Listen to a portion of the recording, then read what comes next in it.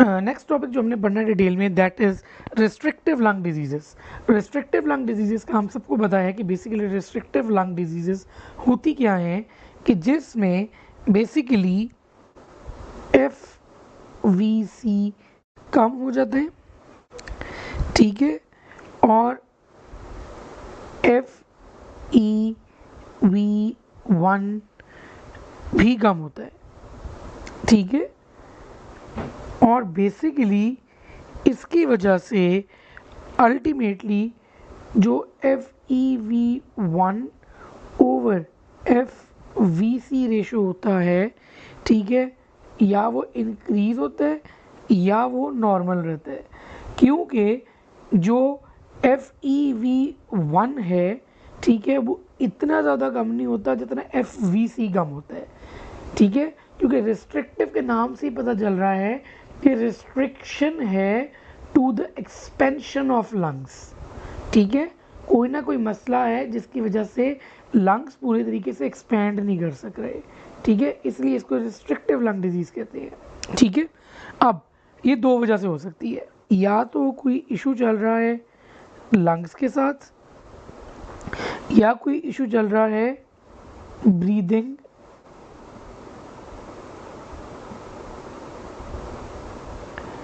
Mechanism के साथ, ऐसे ही है ना, ठीक है। अब लंग्स के साथ क्या इश्यूज हो सकती हैं, ठीक है। एक डिजीज़ होती है इडियोपैथिक पल्मोनरी फाइब्रोसिस, ठीक है। ये सारी डिजीजेस हम आगे डिटेल में डिस्कस करेंगे। एक होती है न्यूमोकोनियोसिस। न्यूमोकोनियोसिस में बेसिकली आपकी वो सारी डिजीज़ आ जाती हैं जिसकी वजह से लंग्स की फाइब्रोसिस हो रही होती है ड्यू टू ऑक्यूपेशनल एक्सपोजर, जिसमें कोल की वजह से है तो कोल वर्कर न्यूमोकोनियोसिस, सिलिका की वजह से है, सिलिका एक्सपोजर की वजह से है तो सिलिकोसिस, ठीक है। फिर ऐसे ही कोई अगर क्या कहते हैं कोई एरोस्पेस इंडस्ट्रीज़ में काम कर रहा है, ठीक है, तो बेरिलियोसिस आ जाता है। फिर एस्बेस्टोसिस है, बिसिनोसिस है, बेगसोसिस है, ये सारे अब आगे डिटेल में डिस्कस करेंगे, ठीक है। फिर तीसरी डिजीज़ जो सेहन में आपने रखनी है जो रिस्ट्रिक्टिव है वो है सार्कोइडोसिस, ठीक है। और उसके बाद आखिरी डिजीज़ जो लंग्स के साथ डायरेक्टली इन रिलेशन है that is hyper sensitivity pneumonitis. जब ब्रीदिंग मैकेनिज्म की बात करते हैं तो ब्रीदिंग मैकेनिज्म में आपने याद रखना है कि बेसिकली दो टाइप की चीज़ें हैं। कुछ डिजीज़ेस फॉर एग्जांपल जियाबारी सिंड्रोम आ गया जिसको जीबीएसपी कहते हैं, पोलियो आ गया, या मायस्थीनिया ग्रेविस आ गई। इन डिजीज़ की वजह से मसल्स का इशू होता है जिसकी वजह से अल्टीमेटली मसल्स जो हैं वो लंग्स को एक्सपैंड करने में पूरी हेल्प आउट नहीं कर सकते, जिसके से रिस्ट्रिक्टिव डिजीज़ हो जाती है। और दूसरी रीज़न ये हो सकती है कि कोई एनाटॉमिकल इशू हो, जैसे कि स्कोलियोसिस है या ओबेसिटी है, ठीक है। इसकी वजह से भी लंग्स के पास इतनी जगह ही नहीं है कि वो फैल सके, ठीक है। तो ये बेसिकली था introduction to restrictive pulmonary. Next topic जो हमने डिटेल में करना है that is pneumoconiosis. Pneumoconiosis basically आपकी ऑक्यूपेशनल डिजीज हैं जो बेसिकली इनऑर्गेनिक डस्ट के एक्सपोजर की वजह से लंग्स में हो रही हैं, जो फाइब्रोसिस होती है लंग्स में, ठीक है, उसको हम न्यूमोकोनियोसिस कहते हैं। बेसिकली जब लॉन्ग टर्म एक्सपोजर होते हैं किसी भी इनऑर्गेनिक डस्ट से, चाहे वो कोल से हो, सिलिका से हो, एस्बेस्टॉस से हो, कहते हैं बेरिलियम से हो, ठीक है, या बैगर से हो या कॉटन से हो, ठीक है, तो उसकी वजह से जो मसले मसाइल होते हैं उनको हम न्यूमोकोनियोसिस कहते हैं। अब हर डिजीज़ की थोड़ी थोड़ी डिटेल है जो आपको पता होनी चाहिए, जो आपके जहन में रहनी चाहिए, ठीक है, और वही एमसीक्यूज में पूछी जाती है और उसी अंदाज में पूछी जाती है जिस अंदाज में मैं आपको डिटेल में पढ़ाऊंगा इंशाल्लाह। बेसिकली अगर डिजीज़ के नामों की बात करें कि कौन कौन सी होती हैं, तो एक होती है आपकी कोल वर्कर न्यूमोकोनियोसिस, एक होती है आपकी सिलिकोसिस, एक है आपकी बेरिलियोसिस, फिर आ जाती है आपकी एस्बेस्टोसिस, फिर आ जाती है आपकी बिसिनोसिस एंड बैगर्सोसिस। अब मैं कोल्ड वॉर के न्यूमोकोनियोसिस से शुरू करूंगा।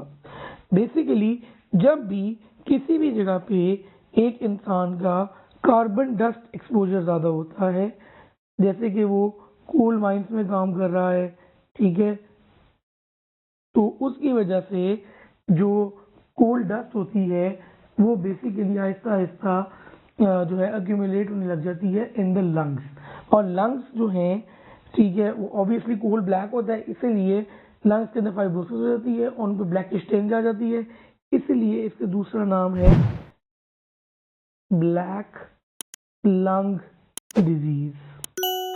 ठीक है, अगली बात जो कोल्ड वर्कर न्यूमोकोनियोसिस में आपको पता होनी चाहिए वो ये होनी चाहिए कि मैक्रोफेजेस जो है ना, ठीक है, वो बेसिकली उनके अंदर कार्बन जो है ना वो जमा हो जाती है, जिसकी वजह से इन्फ्लेमेशन और फाइब्रोसिस होती है। ठीक है, एक और बात आपको पता होना चाहिए कि अगर कोल्ड वर्कर न्यूमोकोनियोसिस के साथ रूमेटाइड आर्थराइटिस आ जाए, इस सिंड्रोम को कहते हैं हम कैप्लान सिंड्रोम। ये बहुत इंपॉर्टेंट है, ये ध्यान में रखना है, ये पूछा भी गया है पहले। ठीक है, और जब तक कोल्ड वर्कर न्यूमोकोनियोसिस मतलब कि डिटेल पूरी होने से पहले एसिम्प्टोमेटिक बंदा होता है, ठीक है, लेकिन वो कोल के साथ क्या कहते हैं उसकी एसोसिएशन होती है, जहाँ पे कोल बहुत ज़्यादा होता है, जहाँ पे कार्बन डस्ट बहुत ज़्यादा होती है, जहाँ पे सूटी एयर होती है, वहाँ पे एसिम्प्टोमेटिक बंदा भी होगा अगर, ठीक है, तो उसमें जो डिजीज होगी दैट इज कॉल्ड एंथ्राकोसिस। ठीक है, तो ये थी आपकी कोल्ड वर्कर न्यूमोकोनियोसिस। अगली जो बात है वो है सिलिकोसिस की। सिलिकोसिस बेसिकली ऐसी जगह पे होती है जहाँ पे आपका ज़मीन का रिलेशन है, ठीक है, जैसे कि फाउंड्रीज में, सैंड ब्लास्टिंग में,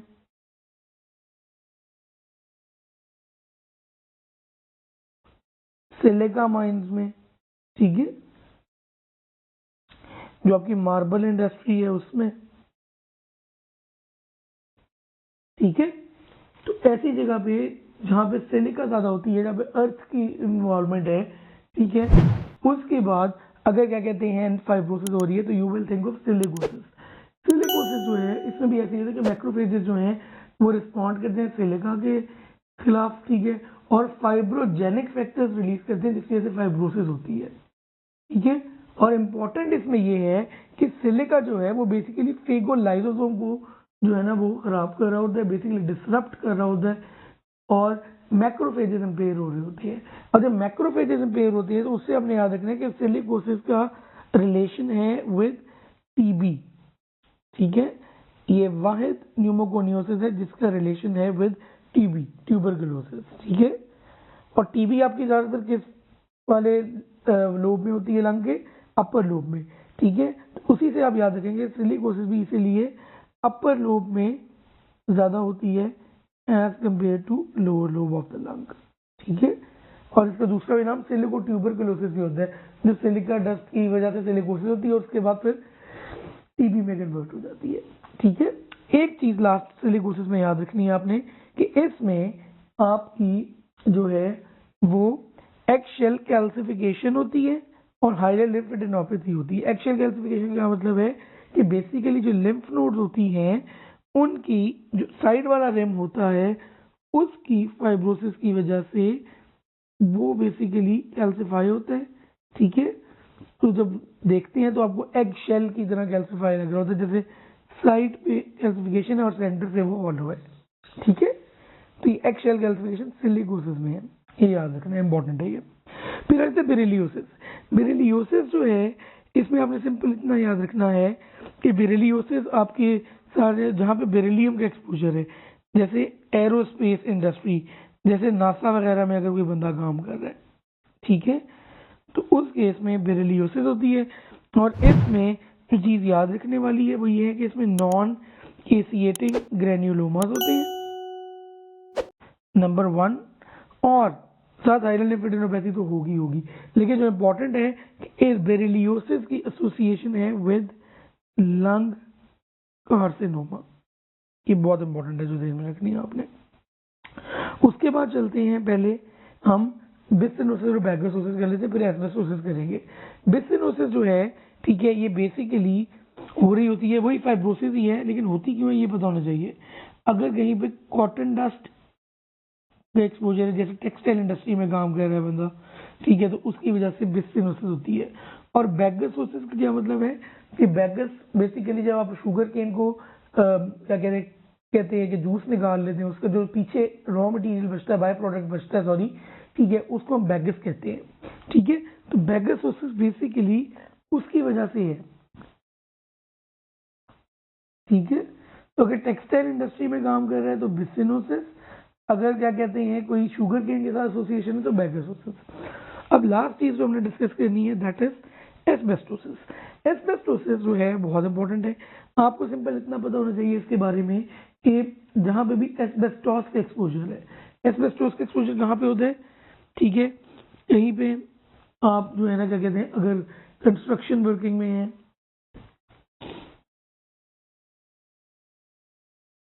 कंस्ट्रक्शन आ जाता है, शिप बिल्डिंग आ जाता है, प्लम्बिंग या रूफिंग, ठीक है। तो इसकी वजह से जब एस्बेस्टोस का एक्सपोजर होता है उसकी वजह से एस्बेस्टोसिस होती है, ठीक है। इसमें बेसिकली जो है ना वो 3 चीज़ें बहुत इंपॉर्टेंट हैं जो याद रखने वाली हैं। एक तो ये कि एस्बेस्टोसिस की वजह से लंग कार्सिनोमा होता है, एस्बेस्टोस की वजह से प्लूरल प्लेक्स बनते हैं या मीजोथेलियोमा होता है, ठीक है। अब अगर वो कहते हैं कि प्लूरल प्लेक्स किसकी वजह से बन रहे हैं तो you will always say asbestosis. अगर वो पूछते हैं कि एस्बेस्टोसिस क्या करवा रही है तो आप लंग कार्सिनोमा को प्रेफर करेंगे, क्योंकि ज़्यादा लंग कार्सिनोमा करवाता है asbestos as compare to creating pleural plaques. ये बहुत इंपॉर्टेंट पॉइंट है, ये ध्यान में रखना है, इसको ऐसे ही याद रखना है। और साथ ही साथ इसकी वजह से प्लूरल इफ्यूजन के चांसेस बढ़ जाते हैं विद एस्बेस्टोसिस। लास्ट चीज जो एस्बेस्टोसिस में याद रखनी है कि प्रेजेंस ऑफ फेरुजिनस बॉडीज, ये बहुत इंपॉर्टेंट चीज है जी। फेरुजिनस बॉडीज का क्या मतलब है कि बेसिकली जो है ना वो गोल्डन ब्राउन फूजीफॉर्म रॉड्स होती हैं जो डंबल्स को रिजेंबल कर रही होती हैं, ठीक है। और ये बनती हुई इसलिए क्योंकि एस्बेस्टोस जो है, ठीक है, उसको मैक्रोफेजेस जब एनगल्फ करते हैं तो अल्टीमेटली एक बॉडी सी बनती है जिसको आप माइक्रोस्कोप में देखते हैं, जिसको हम फेरुजिनस बॉडी कहते हैं, और ये एस्बेस्टोसिस में ही आती है, ठीक है। और लास्ट चीज याद रखनी है कि सिलिकोसिस जैसे अपर लोब को कर रही थी, एस्बेस्टोसिस लोअर लोब को करती है, ठीक है। तो ये थी आपकी डिटेल में न्यूमोकोनियोसिस। दोबारा से, अगर ये आपका लंग है, ठीक है, ये बहुत इंपॉर्टेंट है, ठीक है, तो अपर लोब में आपकी आएगी सिलिकोसिस, लोअर लोब में आपकी आएगी एस्बेस्टोसिस, और सिलिकोसिस की एसोसिएशन टीबी के साथ है, एस्बेस्टोसिस की एसोसिएशन लंग कैंसर के साथ है और प्लूरल प्लेक्स के साथ है, ठीक है, लेकिन लंग कैंसर के साथ ज़्यादा है, ठीक है, सिंपल ये है। सबसे पहले चलते हैं हम इडियोपैथिक पल्मोनरी फाइब्रोसिस। नाम से ही समझ लग रही है कि इडियोपैथिक है, हमें इसका रीज़न नहीं पता कि ये क्यों होती है फाइब्रोसिस। इसमें होती है fibrosis of the lungs, fibrosis of lungs. और इंटरस्टिशियम जो है लंग की, क्योंकि वो डैमेज हो रही है तो इसकी वजह से रिस्ट्रिक्शन हो जाएगी to the filling of lungs. इसमें कफ होगी, शॉर्टनेस ऑफ ब्रेथ होगा और जब आप सीटी करोगे तो उसमें आपको फाइब्रोसिस नजर आएगी। इटियोलॉजी नॉर्मली अननोन होती है, इधर से ही पता चल रहा है हमें कि इटियोलॉजी हमें नहीं पता। लेकिन सेकेंडरी कॉजेज जो हैं इंटरस्टिशियल फाइब्रोसिस, क्योंकि इंटरस्टिशियल फाइब्रोसिस और भी किसी रीज़न से हो सकती है, उसमें भी यही फाइंडिंग्स आएंगी। तो उसमें आपके ड्रग्स आ जाते हैं, जैसे ब्लियोमाइसिन आ गया, एम्यूडेरोन आ गया, या रेडियोथेरेपी आ गई। अब ये हो गई आपकी इडियोपैथिक